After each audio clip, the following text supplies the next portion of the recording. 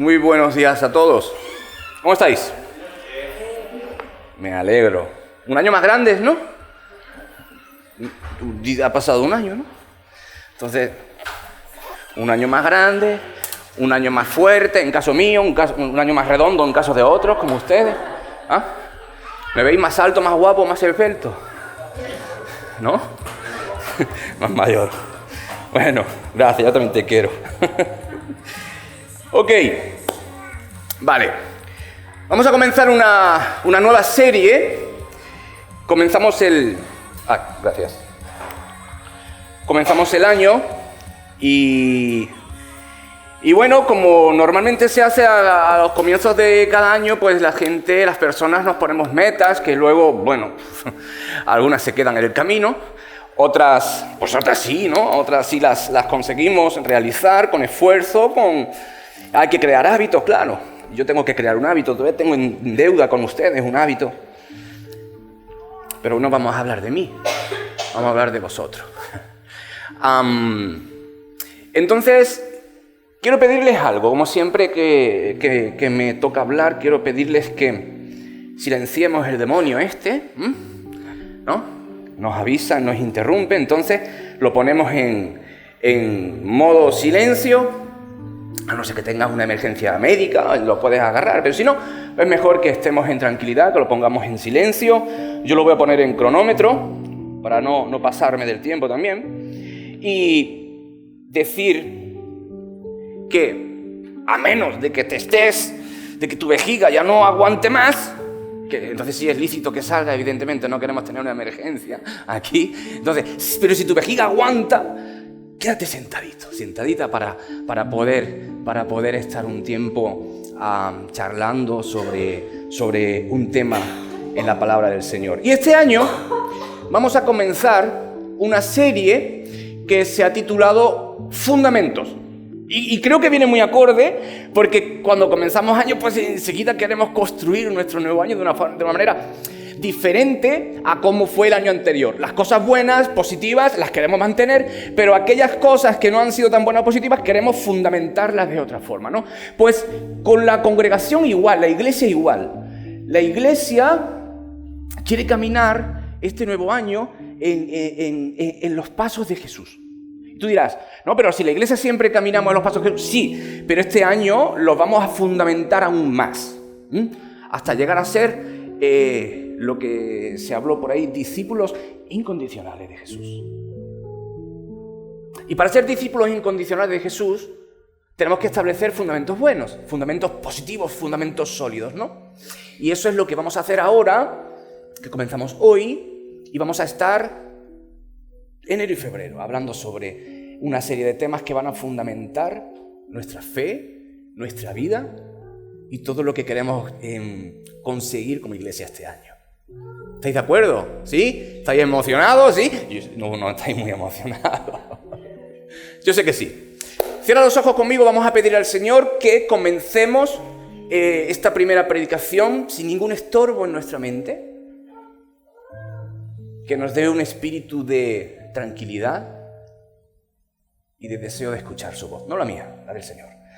Señor, muchas gracias porque hemos comenzado cantándote. Bueno, comenzamos saludándonos unos a otros, Señor, después de unos días sin vernos. Hemos comenzado también alabándote, cantándote, Señor.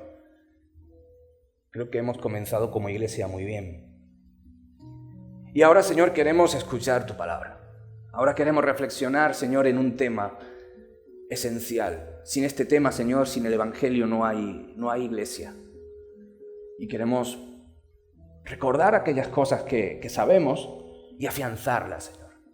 Así que yo te pido que me ayudes para poder hablar esta mañana, que me ayudes a explicar lo mejor posible, pero que tú hagas aquello que yo no puedo hacer, que es hablar al corazón mío y de quienes escuchan esta mañana. Y por eso, Señor, queremos estar un tiempo tranquilos, un tiempo sosegados. Cuida nuestro corazón, Señor, cuida nuestro entendimiento, nuestra atención. Y queremos escucharte solo a ti, al Espíritu Santo. En el nombre de Jesús. Amén. Muy bien, entonces, fundamentos, toda buena obra comienza con una base sólida. Y eso es lo que queremos hacer hoy. Comenzar una serie de charlas exponiendo bases sólidas. Porque como iglesia hay distintas clases de personas.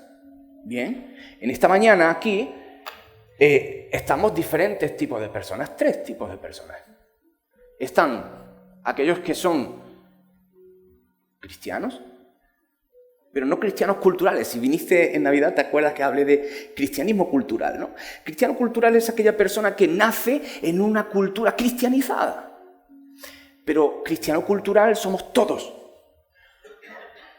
los que hacemos esta cultura española, colombiana, brasileña, peruana, países cristianizados, cristianismo cultural. Pero una cosa es ser cristiano cultural y otra cosa es ser seguidor del Mesías, seguidor de Cristo. Es diferente. Entonces, aquí hoy hay 3 tipos de personas. Están los cristianos convertidos, cristianos renacidos de nuevo, hijos e hijas de Dios. Están los que son cristianos culturales, no han tenido un encuentro con Jesús todavía. Y están los que se creen que son hijos de Dios, pero viven en una religiosidad. Y eso es muy peligroso, porque eso es casi imperceptible. Hay una línea tan delgada entre el ser y no ser. Creer que soy lo que no soy. Entonces, están aquí representados los cristianos comprometidos con Cristo, cristianos que han tenido un encuentro personal con Él. Están los que, sí, me considero cristiano, pero no le doy mucha importancia, cristiano cultural. Y están los que, sí, yo soy, pero no es. 3 tipos de personas. Vamos a comenzar entonces por lo fundamental. Queremos exponer el Evangelio. Y no lo voy a hacer como una predicación, sino que esto va a ser más como un estudio bíblico. No te asustes, no lo vamos a hacer tan largo, ni tan pesado, ni tan aburrido. Pero va a ser más estudiar qué significa el Evangelio, qué es el Evangelio, ¿vale? Vamos a comenzar por aquí. Entonces, en primer lugar tenemos que definir qué es el Evangelio. Todos hemos escuchado el Evangelio, o por lo menos qué significa el Evangelio. Y si yo pregunto a muchos de ustedes qué significa el Evangelio, pues ustedes podrán decir pues la palabra de Dios, las palabras de Jesús, o el que Jesús vino a por... Sí, está bien, perfecto. Pero si yo te dijera a ti, bueno, aquí tienes, como digo, que es un tipo de estudio bíblico. Entonces, para los más curiosos, evangelio no es una palabra que llegara a la Biblia o que fuera de la Biblia, sino que evangelio en griego es evangelion, ¿vale? Es una palabra que se usaba en el mundo grecorromano y no era una palabra cristiana o cristianizada, luego se cristianizó, pero era una palabra, aquí tenéis, es una palabra compuesta, que significa buena, y angelon, de ahí se desprende la palabra ángel, ¿vale? Mensaje o noticia. Los ángeles son mensajeros. Eso es lo que significa la palabra ángel, ¿no? Junta, eu y angelon, evangelion, ¿vale? Significa buena noticia. Una noticia buena. Pero, como digo, esto no fue una creación de los cristianos, no. Marco Aurelio, o sea, Julio César, César Aurelio, fue, no me quiero meter mucho en esto, pero para los que sepan algo de historia, Aurelio fue quien instituyó lo que se denominó la Pax Romana. O sea, el Imperio Romano conquistó el mundo conocido hasta entonces y hizo la paz. El Imperio Romano quitó todas las guerras porque instauró su predominio. Entonces se estableció un vocablo, una idea que es la Pax Romana. Roma da paz. Claro, se ha sometido a todos los pueblos bajo su dominio. Nadie se quiere levantar contra Roma, ¿no? Paz romana. Entonces, los romanos, una vez que murió este emperador, lo establecieron como Dios. ¿Deificaron? No sé cómo se diga. Lo establecieron como Dios. Y el mensaje que Aurelio trajo mediante su dominio fue un mensaje de buenas noticias para todos los romanos. Tenemos la paz, hemos establecido la paz. De hecho, hay una inscripción en Priene, que se llama la inscripción de Priene, que dice esto, mira. Todos pueden considerar con razón este acontecimiento, Aurelio no, Augusto, todos pueden considerar con razón este acontecimiento como el origen de su vida. La providencia, o sea, los dioses, ha suscitado y adornado maravillosamente la vida humana dándonos a Augusto César, colmado de virtudes para ser el bienhechor de los hombres, nuestro Salvador, para nosotros y para quienes vendrán después de nosotros, a fin de hacer cesar la guerra y establecer el orden por todas partes. El día del nacimiento del dios Augusto significó para el mundo el comienzo de las buenas noticias que él traía. A partir de Augusto, los emperadores, ciertos emperadores eran considerados como dioses. Ahora puedes entender un poco por qué la persecución de los primeros cristianos. Los primeros cristianos adoraban a Jesús como Dios. El Imperio Romano decía que César es Dios. Y si no adoras a César como Dios, eras perseguido. Lo elevaron a la categoría de Dios. Y el César establece las buenas noticias, el Evangelion. ¿Qué ocurre? Que los cristianos adoptan esta palabra, evangelio, para decir no. Las buenas noticias son las que ha traído el Señor, el Curios Adonai en el Antiguo Testamento, el Dios del universo. No Augusto, no el César de turno, sino Jesús, el que fue crucificado a manos de Roma. Esas son las buenas noticias, que Jesús ha venido a hacer la paz, no Roma, sino Dios por medio de Cristo ha venido a hacer la paz con todos los hombres. Y eso se acogió como Evangelion, las buenas noticias. Dios ha venido a buscar al ser humano, a hacer la paz entre él y el hombre. Bien, entonces, la pregunta que yo me hago, y esto va a ir de preguntas, es, pero entonces, ¿por qué necesitamos hoy un evangelio? Sabiendo que significa buena noticia. La pregunta entonces sería, ¿por qué necesitamos hoy unas buenas noticias? ¿De qué? ¿Por qué tenemos necesidad de unas buenas noticias? Y bueno, traigo a colación un autor que me encanta, Timothy Keller, en su libro La razón de Dios. Él en su libro hace como una radiografía de cómo está la sociedad en nuestros días. Bueno, Timothy Keller ya murió hace como 1 año, 2 años, pero él sigue vivo, es cristiano evidentemente, pero su pensamiento, por eso nos decimos, él dice. Aunque esté muerto, él dice, porque su escrito está ahí. Y él expone en su libro una radiografía de cómo está la decadencia humana. Y quiero leer algo que él dice de una forma literal. Dice Timothy Keller en su libro, el pecado no es en sí mismo, y abro paréntesis, solamente hacer pecados. Es decir, el pecado no es en sí solamente el mentir, el robar, el adulterio, la fornicación, etcétera, ¿no? Dice, el pecado va más allá de ciertas acciones, escucha esto bien, las cuales son consecuencia de algo más profundo. ¿Bien? El pecado es construir una vida sin Dios. Una vida centrada en quién soy yo.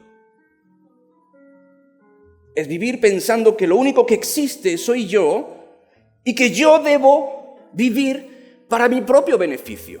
Ese es el pecado.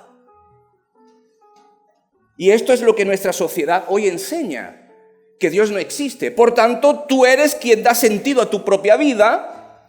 Vive, ríe, experimenta y disfruta, porque eso es lo único que tendrás. Una vez mueras, se acaba todo. Tú eras tu centro. El asunto con este tipo de enseñanza es que saca a Dios de la ecuación y hace desdichada a la persona, hundiéndola en lo más profundo de su ser y miseria espiritual. ¿Por qué?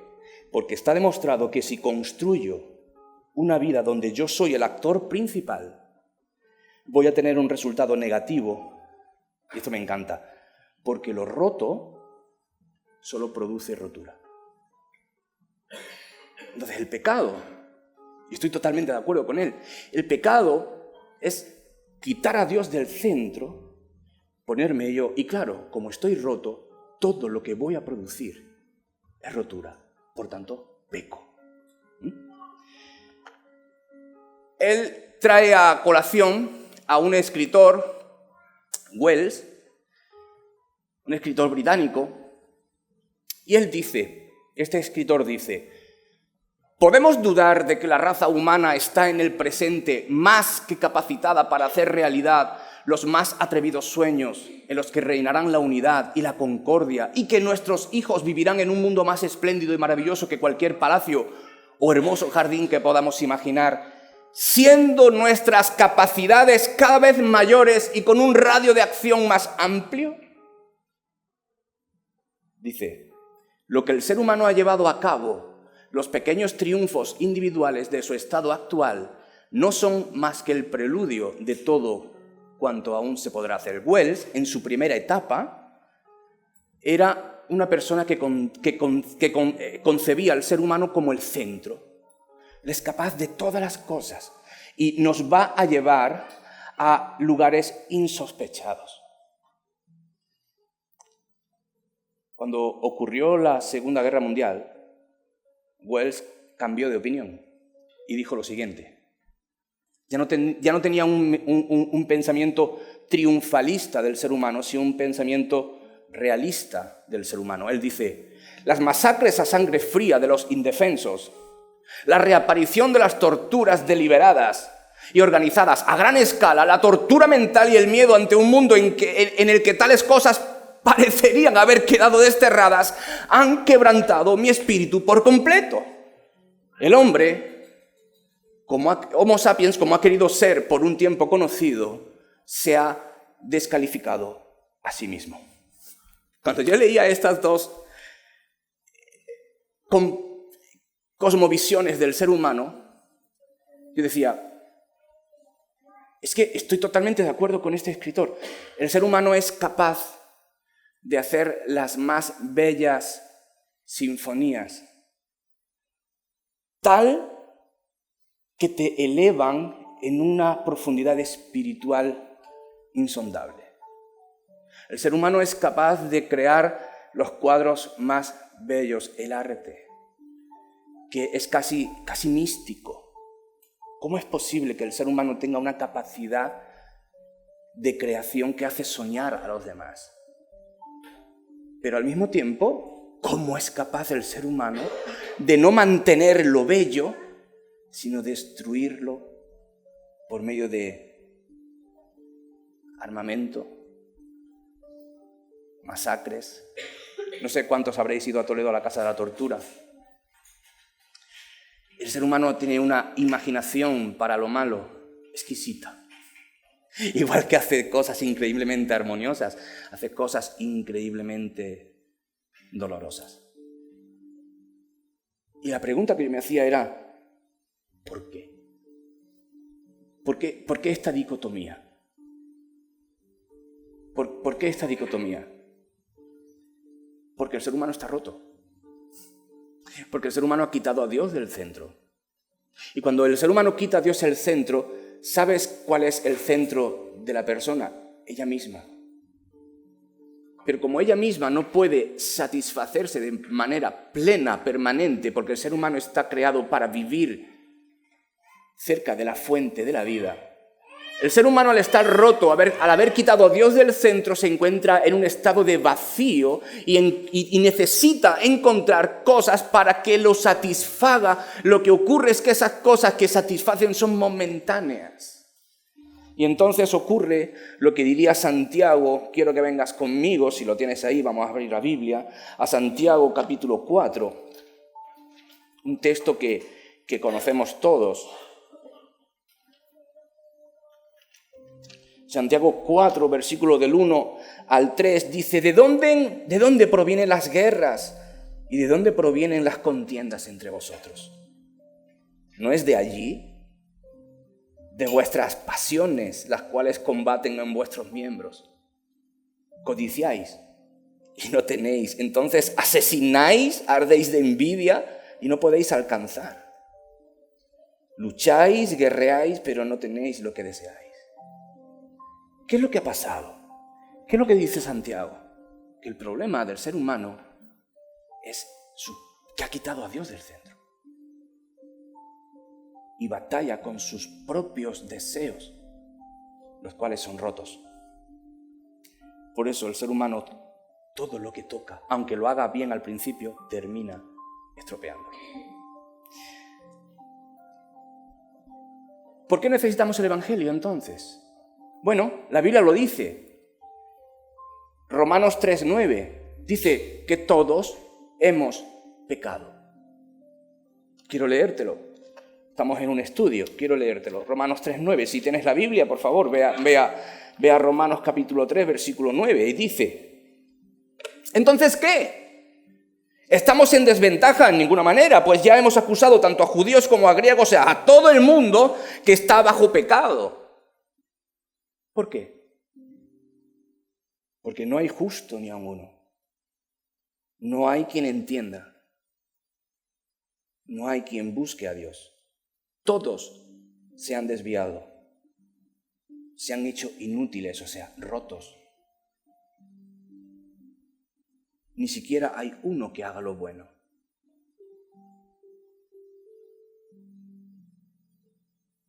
Interesante lo que dice Pablo, ¿no? El ser humano está roto. El ser humano ha quitado a Dios de su centro y todo lo que puede construir, aunque tenga apariencia de piedad, en el fondo lo que tiene es orgullo y vanidad. Por eso dice, no hay nadie que haga lo bueno. Dices tú, no, pero sí hay buenas obras. Sí, pero en el fondo tienen un carácter de orgullo y de autosatisfacción. No hay buenas obras conforme a la limpieza de la justicia que Dios reclama. No la hay. ¿Por qué? Porque no la puede haber. Porque el hombre está roto. Y él no se puede arreglar.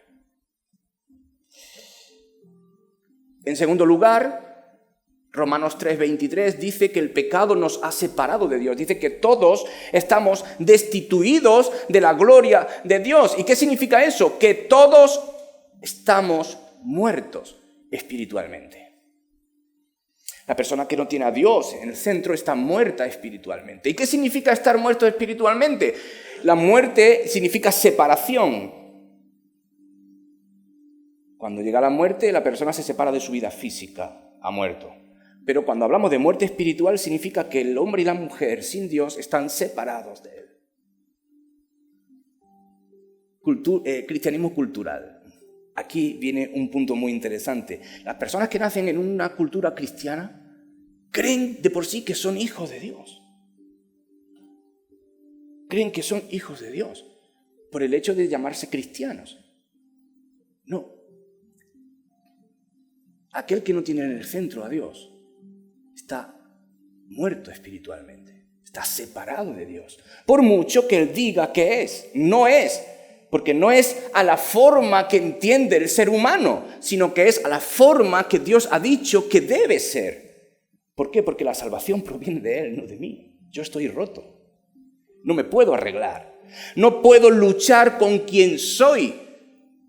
Yo no puedo luchar contra mis apetitos.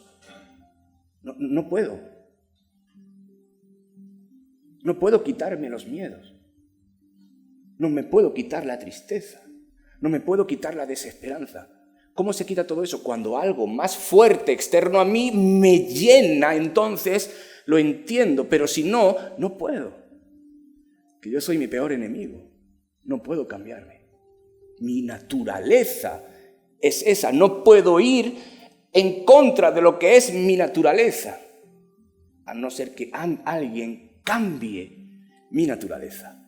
Entonces, estar muerto espiritualmente, estar separado de Dios, y también implica que todo lo que concierne a Dios es contrario a mí. Es decir, antes de ser cristiano, ¿te acuerdas? Reflexiona un poco. Antes de ser cristiano, el pecado no te molestaba. Eras contrario a Dios.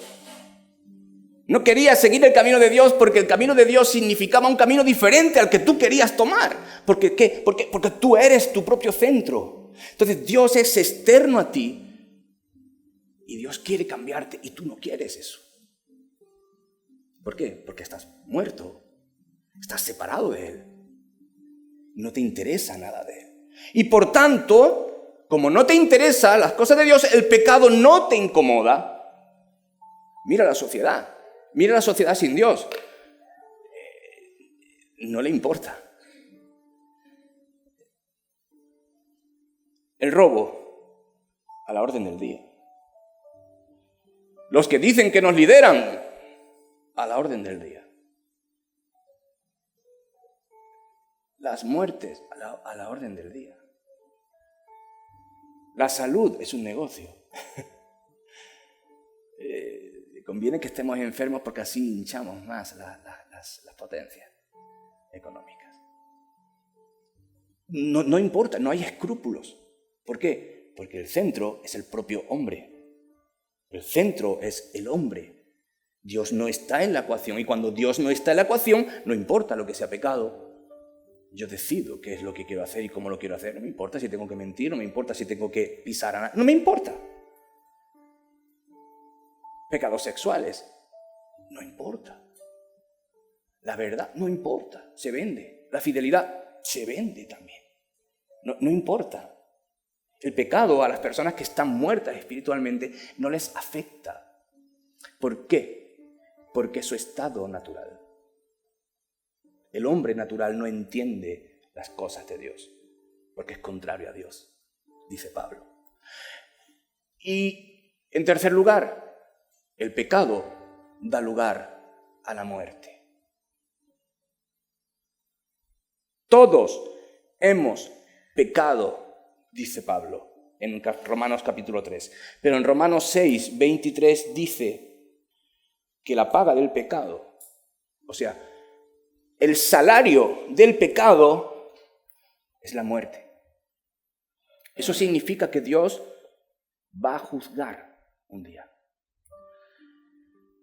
Que Dios es juez y que Dios va a juzgar, porque Pablo dice en Romanos capítulo 1 lo siguiente. A ver si esto te hace clic. Dice, la ira de Dios está siendo manifestada desde el cielo contra toda impiedad e injusticia de los hombres que detienen con injusticia la justicia de Él. Porque lo que de Dios es conocido es evidente para el ser humano, pues Dios lo ha manifestado. Las cosas invisibles de Dios, su eterno poder, su deidad, se hacen claramente visibles desde la creación del mundo, viéndose, entendiéndose por todo lo que ha sido creado. Por tanto, eres inexcusable, porque habiendo conocido a Dios, no lo glorificas como a Dios, ni le das gracias, sino que te has entregado, o sea, las personas se han entregado a vanas especulaciones, y su necio corazón fue entenebrecido. Alegando ser sabios, se han hecho necios y cambiaron la gloria de Dios incorruptible en semejanza de imagen de hombre corruptible, de aves, de cuadrúpedos, de reptiles. Por eso Dios abandonó a estas personas a los deseos de sus corazones, a la inmundicia, para que deshonraran sus propios cuerpos entre sí. Estos cambiaron la verdad de Dios en mentira y reverenciaron y sirvieron a la criatura antes que al Creador, el cual es bendito por los siglos. Por eso Dios los abandonó a pasiones vergonzosas. Pues aún sus mujeres cambiaron el uso natural por el que es contra naturaleza. Y del mismo forma los hombres dejaron el uso natural de las mujeres y se encendieron unos con otros en su lascivia, cometiendo hechos vergonzosos varones con varones y recibiendo en sí mismos la debida recompensa de su extravío. ¿Te suena? Una radiografía de cómo está el ser humano hoy. ¿Por qué? Porque el ser humano ha dejado a Dios. No le importa. Pero un día Dios va a juzgar al ser humano. La pregunta es, si Dios te juzgara hoy, si hoy te presentaras delante de Dios, imagínatelo, ¿qué merecerían tus obras? Sé sincero, sé sincera. ¿Qué merecen tus obras? ¿Qué merecen tus pensamientos? ¿Qué merece tu forma de vivir? ¿Salvación o muerte? O te lo voy a poner de otra forma. ¿Dios te debería dejar entrar al cielo o debería mandarte al infierno? ¿Eres justo delante de Dios o eres injusto delante de Dios? Por tanto, ¿Dios te debe dejar entrar a su cielo o debería mandarte al infierno? ¿Cómo vives? ¿Cómo vivo? Por eso, la buena noticia del Evangelio, el Evangelio es transferencia de vida. Dice Ezequiel 33, estas son palabras de Dios, dice, tan cierto como que yo vivo, no me alegro con la muerte del malvado, sino que quiero que se convierta de su mala conducta y viva. Y él dice, conviértete de tu forma de vivir. ¿Por qué tienes que morir? Dios no desea la muerte de la persona. Dios no desea enjuiciar en el día del juicio venidero, porque viene un juicio. Él no desea que el ser humano se pierda eternamente en el infierno. Hoy se habla poco del infierno. Parece que en medio de nuestro siglo hoy tecnológico, hablar del infierno es como hablar de, ¿todavía crees en el infierno? Un día Dios va a enjuiciar a todos aquellos que vivieron como si Dios no existiera, a todos aquellos que no le dieron gracias, a todos aquellos que no lo glorificaron como Dios, a todos aquellos que quitaron a Dios del centro para ponerse a ellos mismos en el centro. Un día Dios va a enjuiciar a tales personas a una muerte eterna, una separación de Él. El Evangelio es transferencia de vida, porque lo que Dios hizo es lo que el hombre no podía hacer. Él envió a su Hijo para que su Hijo muriera en vez de nosotros. Y la ira de Dios, que dice Pablo en Romanos, el Padre la cargó sobre su propio Hijo, quebrantándolo hasta la muerte, como dice Isaías, para que yo no muriera. Lo que yo merecía, que es muerte y destrucción, justicia divina, Él la volcó sobre sí mismo, sobre su propio Hijo, para que yo no muera. Solo tengo que, lo que dice aquí, conviértete de tu forma de vivir. Porque tienes que morir. ¿Por qué quieres morir? Dice Dios. No, conviértete de tu forma de vivir. Conviértete. ¿A quién me tengo que convertir? Al Hijo de Dios. Juan 3:16, todos no lo sabemos, pero quiero leerlo. Si tienes tu Biblia, puedes abrirlo conmigo. Recuerda, estamos en un estudio. Juan 3:16 y 17 dice: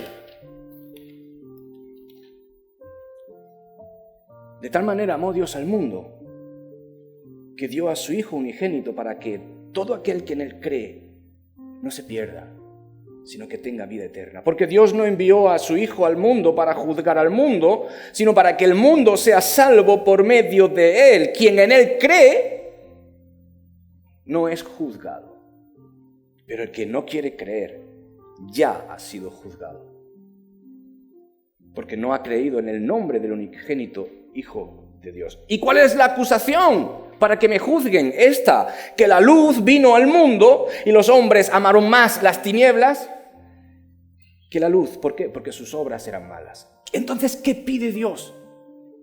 Si yo no puedo hacer buenas obras, Raúl, si tú has dicho que estoy roto y efectivamente estamos rotos, yo no puedo alcanzar la salvación de Dios, yo no puedo hacer obras meritorias para ganar el favor de Dios, y Dios sabe que no lo puedo hacer, por eso Él puso el formato adecuado. Él dice, tú no puedes hacerlo, yo lo hago por ti. Tú mereces la muerte y yo no quiero que tú mueras, yo voy a matar a mi propio hijo, o sea, a Dios mismo, porque Él mismo se hizo hombre. El Dios cargó sobre sí mismo todo nuestro pecado y toda nuestra miseria, porque nosotros no podemos hacer aquello que es justo para ganar nuestra salvación, porque yo lo único que hago es pecar.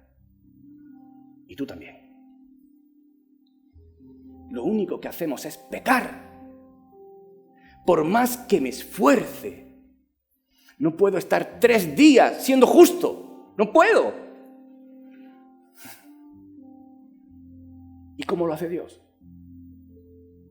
Transfiriéndome la vida de su Hijo. Porque su Hijo, al ser muerto, cargó esa paga del pecado, que es la muerte, la cargó sobre su Hijo. Para que yo no tenga que morir, para que tú no tengas que morir. ¿Y qué tienes que hacer? Creer. Pero creer no solamente es decir, bueno, eso es fácil, yo creo en Jesús, hago un esfuerzo mental y yo creo, de hecho, soy cristiano cultural. No. El creer en Jesús implica seguir sus propios caminos. Conversión. Es una entrega de vida genuina a Dios. Eso es lo que Él pide. Ah, bueno, eso es fácil. Aquí viene otra parte, vamos a abrir un melón. Ah, bueno, eso es fácil. Yo creo. De hecho, Raúl, ¿tú no sabías que Jesús está demostrado que existe? Claro que lo sabía. Creer es fácil, creer en Jesús es fácil. Tenemos muchas evidencias del Jesús histórico. Es sencillo. Entonces soy cristiano. La salvación es fácil. Bueno, de hecho, ¿has escuchado tú por ahí que la salvación es gratuita? ¿Has escuchado, verdad? No tienes nada que hacer. Solo creer en Jesús porque la salvación es gratis. Ya la hizo Dios. No. La salvación no es gratis. La salvación tiene un costo. No es tan sencillo como comprar un boleto de un concierto y decir, ya lo tengo, cuando venga el concierto, que es en febrero ya tengo mi boleto, ya entro. Me lo han regalado. No, no es así. La salvación no es así. La salvación tiene un costo.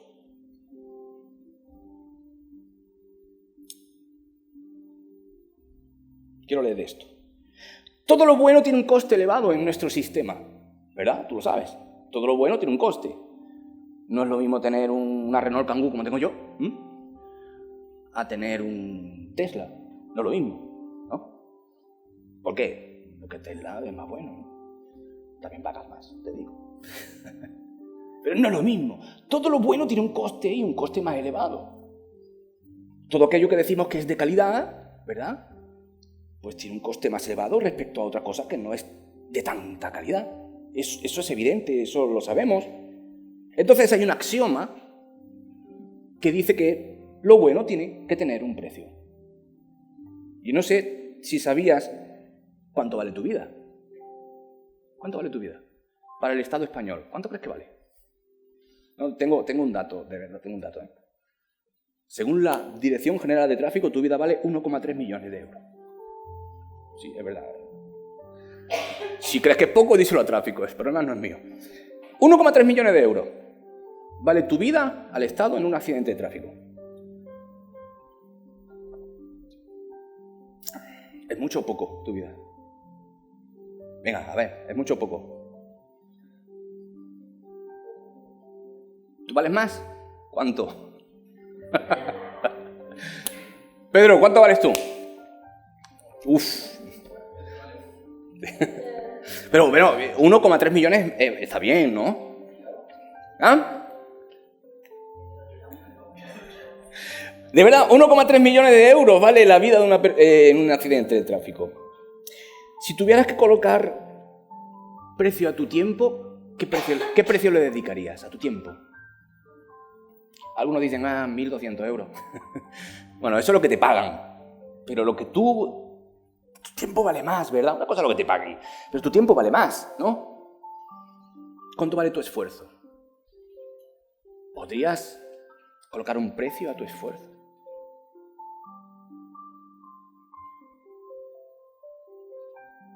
Entonces yo me hacía una pregunta. Si mi tiempo tiene un costo muy elevado, según yo, si mi vida, según el Estado español, vale 1,3 millones de euros, si mi esfuerzo vale mucho dinero, más de 1,3 millones de euros, ¿por qué? Porque me considero valioso, me considero costoso. Yo me hacía una pregunta y digo, entonces, ¿cuánto cuesta el sacrificio que Jesús hizo? Si yo tengo un costo invaluable, según yo, ¿cuánto cuesta? ¿Cuánto cuesta el sacrificio de Jesús? Es que no se puede evaluar. No hay precio. ¿Por qué? Porque el Evangelio no va de dinero, no va de economía. El costo del Evangelio va de otro tipo de cosa, como por ejemplo, va de humillación. Tú dirás, ¿humillación? ¿En qué sentido, Raúl? Te lo leo. Ven conmigo a Efesios. Si tienes tu Biblia, a Filipenses. Dice, Filipenses 2, versículo 7, dice, Jesús, versículo 6, Jesús, existiendo en forma de Dios, no quiso por usurpación ser igual a Dios, sino que se despojó a sí mismo tomando forma de siervo, forma de esclavo. El Dios del universo se hace una persona, pero no una persona que vive en lo mejor de la élite. No, se hace como un siervo, como un esclavo, humillándose a sí mismo. Se hizo obediente hasta la muerte y muriendo en una cruz, algo vergonzoso. Dice, por lo cual Dios también lo exaltó hasta lo sumo y le dio el nombre que es sobre todo nombre, para que en el nombre de Jesús se doble toda rodilla de los que están en los cielos y en la tierra y debajo de la tierra, y que toda lengua confiese en un futuro que Jesús es el Mesías, el Señor, para gloria del Dios Padre. El costo de mi vida le costó, jugando con las palabras, vergüenza al Dios del universo. Porque se tuvo que hacer un hombre, tuvo que rebajar hasta nuestra forma. En segundo lugar, le costó dolor. Esto no va de economía, esto va de algo mucho más profundo. Le costó dolor, ¿por qué? Porque el Padre envía al Hijo, lo hemos leído antes en Juan 3:16, el Padre envía a su Hijo, ¿para qué? A morir. A morir. Lo envía. Pero es que, no solo eso, Jesús también experimenta la soledad porque primero es despreciado por su Padre, abandonado por su Padre. Jesús dijo, ¿por qué me abandonas? Pero también experimentó soledad de los suyos, lo dejaron solo. El Hijo de Dios experimentó dolor emocional. Pero no solo eso, el Hijo de Dios también experimentó dolor físico. ¿Cómo sufrió Jesús? ¿Te lo has preguntado alguna vez? En primer lugar, el castigo primero antes de la crucifixión era un castigo de 39 latigazos.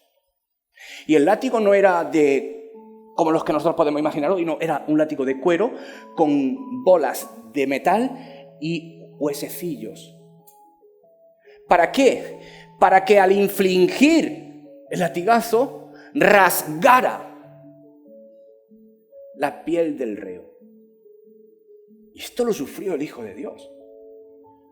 La espalda quedaba rasgada con cortes profundos y la columna vertebral muchas veces quedaba expuesta. 39 latigazos. Si yo me clavo una espina y estoy todo el día que me duele el dedo. 39 latigazos. Latigazos desde hombros, espalda, nalgas y piernas. Todo su cuerpo flagelado. Hasta el punto de entrar en lo que se llama conmoción hipovolémica. Y no solamente ahí, sino que después de esa tortura es clavado al madero con clavos entre 12 y 17 centímetros, rompiendo todos los tendones que tiene. Se clavaba por las muñecas y era alzado. ¿Y qué ocurría ahí? Aparte del dolor de la espalda, de las nalgas y de las piernas desgarradas y de los clavos, se le dislocaban los brazos y los hombros porque era subido hacia arriba, estirado. Es que cuando nosotros pensamos Jesús murió por mí en la cruz, lo hacemos como épico, pero tiene un costo muy elevado. Y una vez que se le dislocan los hombros y los brazos, es colocado en posición, ¿bien? Y se le clavan también los pies. ¿Para qué? Para que su muerte sea lenta y por asfixia. Si no se le clavan los pies, el peso suyo hace que muera en pocos minutos por asfixia. Pero él tenía que subirse para llenar de aire.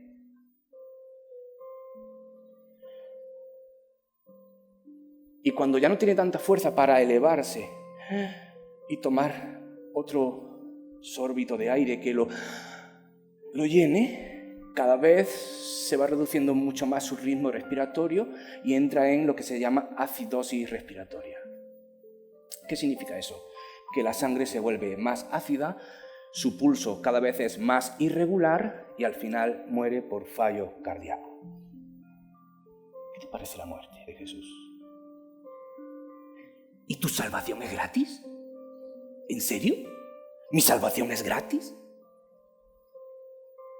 No. Le costó mucho.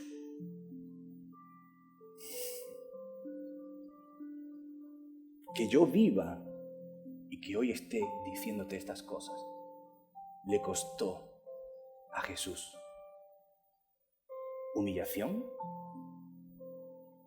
separación de su Padre, separación de los suyos y dolor.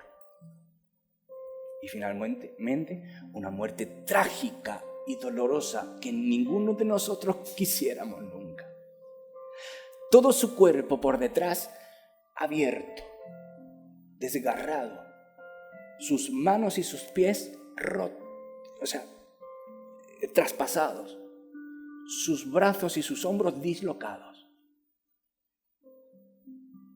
Un pulso irregular, su corazón siendo cada vez más irregular, hasta que finalmente paro cardíaco.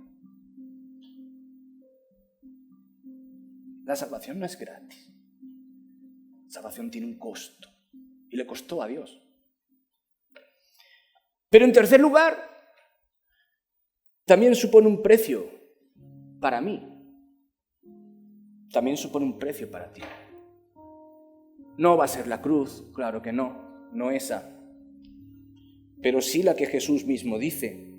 Mateo 16, versículo 24, Jesús dice, estas son las palabras del mismo Jesús. Entonces Jesús dijo a sus discípulos, antes de ser clavado, entonces Jesús dijo a sus discípulos, si alguno quiere venir en pos de mí, ¡hey! ¿Te gusta mi mensaje? ¿Quieres salvación? ¿Quieres venir en pos de mí? Está bien, para eso he venido, para que me conozcan y tengáis vida y la tengáis en abundancia, pero si quieres venir en pos de mí, dice Jesús, tienes que negarte a ti mismo. Y tienes que tomar una cruz. Y seguirme. ¿Y qué cruz habla Jesús? ¿Qué cruz dice Jesús que yo tengo que tomar? ¿Qué cruz dice Jesús que tienes que tomar? ¿Esa? No. La cruz de la negación. La cruz, ¿te acuerdas que al principio hablamos que el pecado es quitar a Dios del centro? Esa cruz es la que habla Jesús. Ahora lo que tienes que hacer es negar tu centro y colocarme a mí en el centro. ¡Ay, qué fácil, Señor! ¿Lo hago? No, pero significa negación. ¿Negación de quién eres? Negación de los deseos contrarios a mí. Negación incluso a lo mejor de tus sueños, si eran contrarios a mí. Y una vida de seguimiento a mí. ¿Será fácil? No. Joder, Raúl, pero es que este mensaje que estás dando hoy, es que es un mensaje muy catastrofista. Bueno, que se lo digan a los primeros cristianos. Hoy el cristianismo es sencillo en nuestra zona geográfica. El cristianismo aquí, en aquel entonces, implicaba muerte. No solamente negarte a ti mismo, sino también estar dispuesto a morir por Jesús si era necesario. Eso es la centralidad de lo que Jesús hablaba. Una negación tal que incluso tu vida no vale nada para ti, porque yo soy el centro. Y muchos cristianos morían porque se convertían a Jesús y daban incluso su vida por no negar al Maestro en una época de persecución. Pero muchos cristianos en nuestro presente, en otras latitudes, han entendido el Evangelio, que el Evangelio es tomo mi cruz y sigo al Maestro. Y mueren por una vida de dedicación al Maestro. El Evangelio no es gratis. No. El Evangelio tiene un costo. En una ocasión Jesús les dijo, sus discípulos le dijeron, Jesús, tus palabras son muy duras. ¿Así quién te va a querer seguir? Y Jesús le dijo, ¿os queréis ir también vosotros? Porque el Maestro no necesita de nadie que le siga para él crecer su ego. Dios es perfecto. Dios no necesita que nosotros le inflemos el ego. Dios quiere seguidores que estén dispuestos a todos por Él, porque lo aman. Porque dicen, mi vida no tiene sentido sin ti. Porque he vivido tantas cosas y nada me satisface. Que incluso si la muerte fuera por seguirte a ti, eso me satisfaría. Esa es la clase de entrega que tuvieron nuestros hermanos en el pasado. No un cristianismo McDonald's como el que tenemos hoy. Creo en Jesús si me da dinero, creo en Jesús si arregla mi matrimonio, creo en Jesús si me da un Tesla, creo en Jesús si me da trabajo, creo en Jesús si me libra del cáncer. No. Creo en Jesús porque es Dios y porque Dios vivió y experimentó esto sin tener que hacerlo por mí. Y no estoy dispuesto a seguirlo. Si el Dios del universo dio hasta lo que más tenía, que era su Hijo, y yo no estoy dispuesto a vivir una vida de renuncia a mis pasiones, que por cierto son rotas y son pecaminosas. Si no nos enteramos, querido, si lo que Dios quiere para nosotros es vida, quiere librarnos. Vamos terminando. Entonces, ¿cómo puedo saber si he sido realmente salvo? Ya estamos tocando los 3 puntos, ¿te acuerdas? Los 3 tipos de personas. Entonces, ¿cómo puedo saber si soy realmente salvo? Bueno, hay una línea muy delgada entre pensar que soy cristiano, ¿vale? Hay una línea muy delgada entre pensar que soy cristiano, esta baldosa, soy cristiano, pienso que sí. Hay una línea y que separa del soy cristiano. Hay una línea. Pienso que soy cristiano. Estoy cómodo con mi cristianismo. Estoy cómodo porque mi cristianismo me gusta. He amoldado a Dios y su salvación a lo que yo quiero que sea. Entonces estoy cómodo con mi cristianismo. Pero es muy diferente a soy cristiano. Es diferente. ¿Y cuál es la línea que la separa? El legalismo religioso. O, dicho de manera, la religiosidad. Eso es lo que lo separa. Y a veces es tan delgadita. Como alguien me dijo alguna vez, yo soy de 5ª generación de cristianos. ¿Y qué? O sea, tu árbol genealógico te da acceso a ser cristiano. ¿En serio? 5ª generación de cristianos. No, en serio, me lo dijeron así. ¿Perdón? ¿Perdón?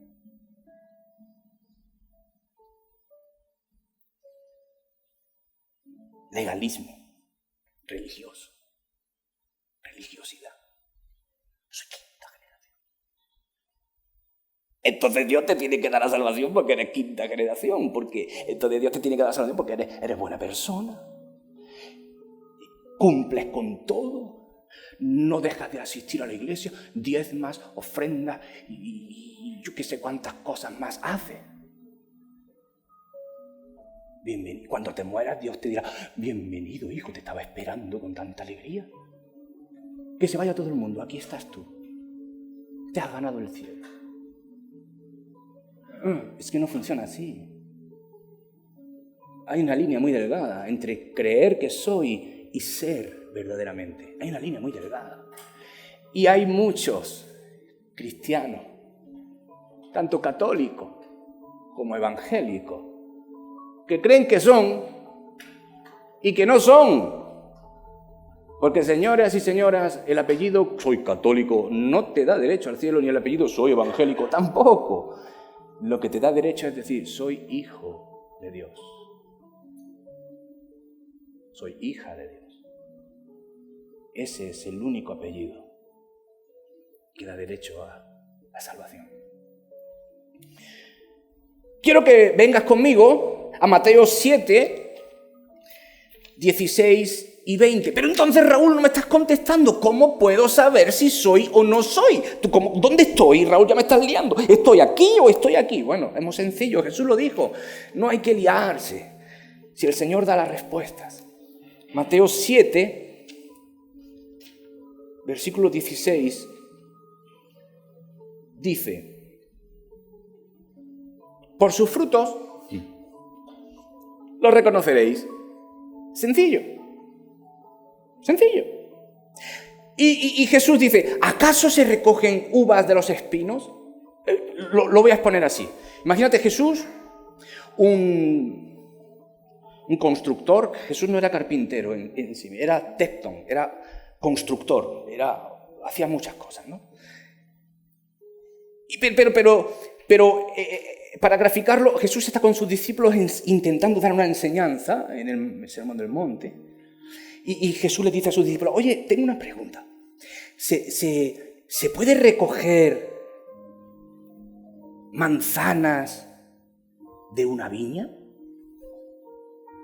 Y Jesús lanza la pregunta así. Y sus discípulos dicen, a ver, no se pueden recoger manzanas de una viña. ¿Por qué?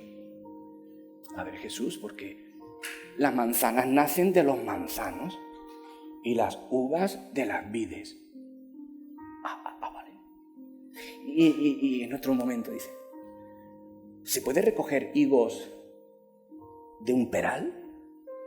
No, hombre, Jesús, a ver, no. ¿Y por qué no?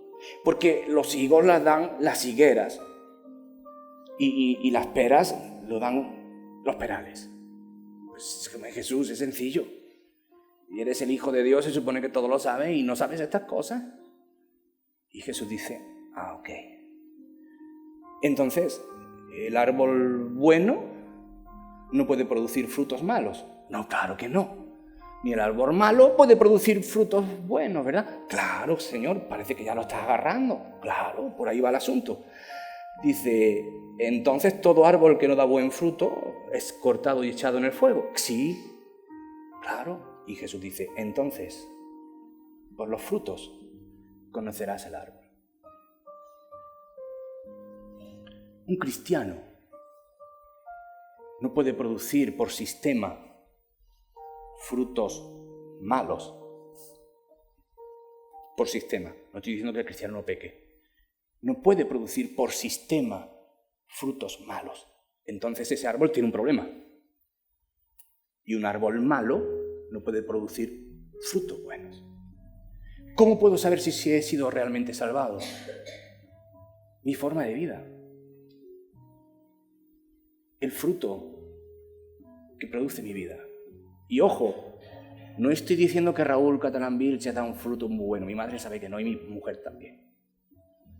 Pero algún frutico bueno tengo, ¿no? Exacto. ¿Entendéis el punto, no? Quiero que vengas conmigo, y ya estamos terminando, quiero que vengas conmigo a Primera de Juan, capítulo 2. Me encanta este texto. Versículo 3. En esto, y Juan responde esta pregunta. En esto, la pregunta es, ¿cómo puedo ser si soy realmente salvo? ¿O soy un religioso? Y me creo que 5 generaciones de mi vida, ¡ay! Y resulta que ahora voy al infierno. ¿Cómo puedo saber si voy a ir al infierno o no? Juan dice esto. En esto sabemos que somos cristianos, que hemos conocido a Dios. Si guardo sus mandamientos. Aquí no hay duda, es sencillo. El que dice yo conozco a Jesús, yo conozco a Dios y no guarda sus mandamientos es mentiroso y la verdad no está en él. Por tanto, es un religioso que no ha sido regenerado por Cristo. Pero el que obedece su palabra, en este verdaderamente se ha perfeccionado el amor de Dios. Por esto sabemos que estamos en él, o sea, que somos cristianos. ¿Cómo puedo saberlo?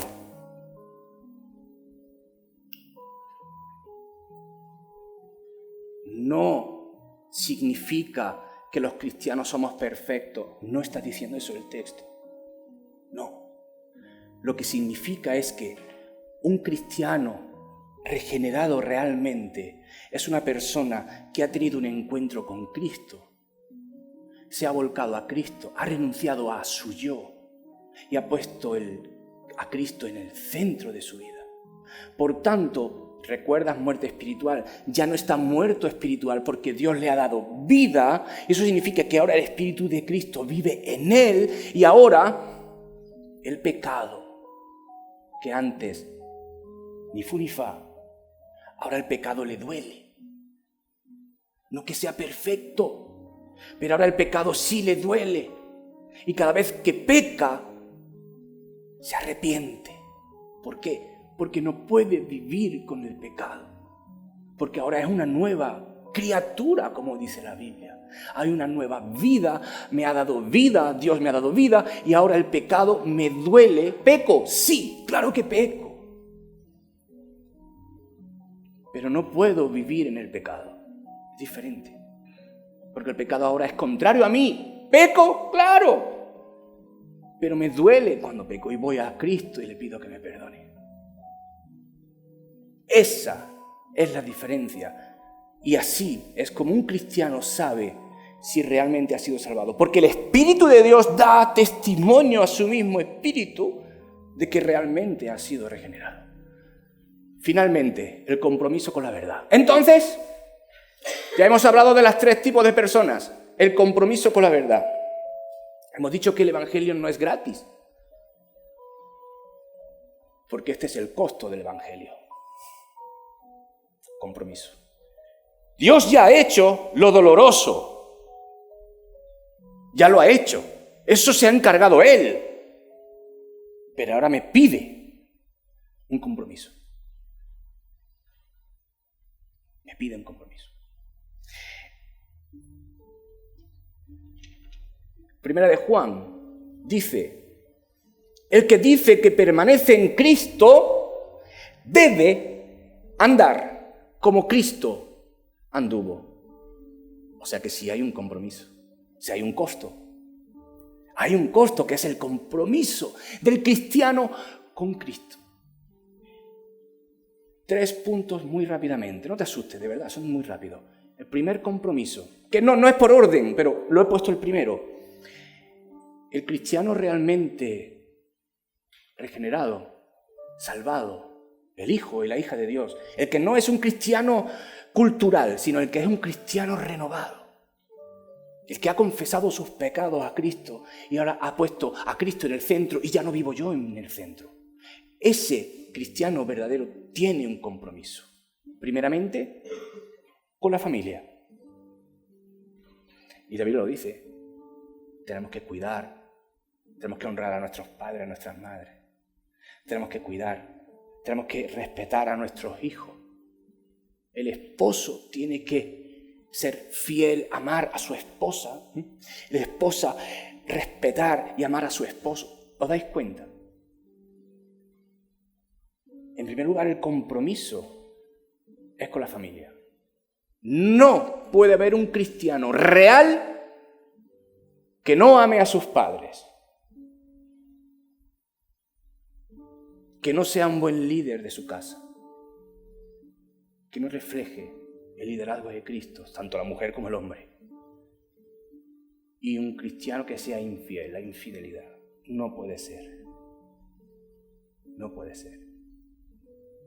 En segundo lugar, un cristiano tiene compromiso con la sociedad. ¿Por qué? Porque somos la luz y la sal del mundo. Tenemos compromiso con la sociedad, un compromiso adquirido con Dios para dar esa luz a los que no conocen de Dios. Entonces, ¿cómo puedo yo dar esa luz de Dios siendo un mal persona en mi sociedad? Robar, mentir, ser infiel en mi trabajo. Todo eso habla negativamente de quien digo que es mi Señor. No puede ser un cristiano un mal personaje en su sociedad, un mal anfitrión de Cristo en su sociedad. No puede ser. Y en tercer lugar, compromiso con la iglesia. Con esto cierro.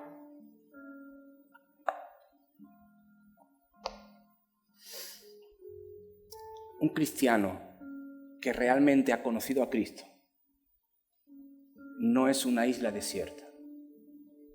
Un cristiano que realmente ha conocido a Cristo necesita reunirse con los cristianos que han conocido verdaderamente a Cristo. ¿Por qué? Porque el Espíritu de Dios está. Porque tenemos ese algo que nos ha salvado, esa chispa, esa misma fe, esa esperanza. Y evidentemente yo necesito estar con quienes son mis hermanos y mis hermanas. Un cristiano verdaderamente convertido a Cristo es un cristiano comprometido con su iglesia. En segundo lugar, tiene dones que necesita poner al servicio de la iglesia. Un cristiano no puede vivir solo sin iglesia y sin ejercer los dones y edificar al cuerpo de la iglesia. Por tanto, en este año, ¿yo por qué me saco esto de la manga? Ya que he visto a ese hombre con el mando. Me saco y digo, ¿esto qué? Un cristiano, lo que queremos como iglesia en este año, queridos, queridas, para todos, para mí el primero, es caminar hacia la incondicionalidad.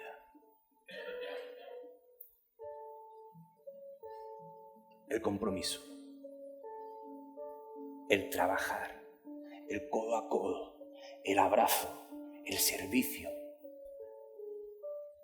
los dones en movimiento, para nutrirnos todos. El compromiso. No es posible ser cristiano sin compromiso con la iglesia. Vamos a cantar una canción. ¿Se ha apagado eso? Pero vamos a cantar una canción todos juntos mientras el grupo de música sale. Quiero que te pongas de pie y mientras los hermanos de la alabanza salen y se ponen, vamos a cantar la de Mi Todo, ¿no? ¿Mi Todo era? Sí. Sí, la de la otra, sí. Es que no sé cómo se llama. Quiero que cierres tus ojos mientras los hermanos se colocan. quiero que cierres tus ojos conmigo y que te conectes con Dios. Y quiero que pienses cómo ha sido el año 2024 pasado. Quiero que cierres los ojos, por favor, haz este ejercicio conmigo. Quiero que pensemos en cómo ha sido este año 2024 que ha pasado. Quizá ha sido un año complicado, puede ser que sí. Pero si estamos aquí es porque hemos sobrevivido y la bondad de Dios ha sido con nosotros. No nos ha faltado nada. A lo mejor hemos estado en momentos de cierta escasez, sí, pero siempre ha habido alimento en la nevera. Siempre ha habido un lugar donde llegar después del trabajo, después de batallar en el día. Siempre ha habido un lugar. Eso que llamamos hogar. Y eso es un regalo de Dios. Este año 2024 quizá hemos llorado, sí. Pero lo podemos contar y eso significa que hemos salido de la batalla y que Dios nos ha bendecido en medio de la batalla. Pero quiero que pensemos en cómo ha sido nuestro 2024 en lo espiritual. Quizá hemos estado flojetes, cada uno sabe con Dios, míralo con Dios en tu mente ahora. Quizá ha sido un año de batallas personales, espirituales, sí. Quizá ha sido una batalla con tus deseos y tú dices, esto es pecado, no puedo. Y caigo, pero me levanto. Quizá ha sido un año duro o quizá ha sido un año de crecimiento espiritual en todos los sentidos. Sea como sea, lo que quiero transmitirte es el deseo, y ahora que estamos hablando con Dios, es el deseo de construir este 2025 de una forma diferente. De que nuestro compromiso con Dios sea mucho más fuerte. De que nuestro compromiso con la iglesia sea mucho más fuerte. De que nuestro compromiso con el evangelismo sea mucho más fuerte. De que nuestro compromiso con Cristo sea incondicional, sin condiciones. Quiero crecer, quiero ser esa persona que cuando Dios me mire un día me diga, lo has hecho bien. Fallos, sí, pero lo has hecho bien. Y yo no sé si tú quieres eso para tu vida. Yo quiero para mi vida, este 2025, conocer mucho más a ese que me salvó. Ese que murió por mí, que resucitó, pero que sufrió. Porque le debo mi vida, le debo todo lo que tengo. Y le debo mi futuro está en sus manos. Así que, si esto que estoy diciendo te suena en tu cabeza, te suena en tu mente, suena en tu corazón, quiero que nos comprometamos primeramente con el Señor hoy a decirle, sí Señor, quiero caminar tus pasos mucho más fuerte que antes. Voy a tener batallas seguro, pero vas a estar conmigo. Quiero ser un cristiano comprometido. Quiero ser un cristiano incondicional. No quiero que haya condiciones en mi vida. Que todo esté condicionado por ti, no por mí. Quiero amar más a tu iglesia. Quiero entregarme más a tu iglesia. Quiero bendecir más a mis hermanos y hermanas. Quiero honrarte con mis bienes, con mi tiempo, con mis dones. Y quiero que tu reino, por medio de tu iglesia, se vaya extendiendo. Que este 2025 veamos milagros de Dios.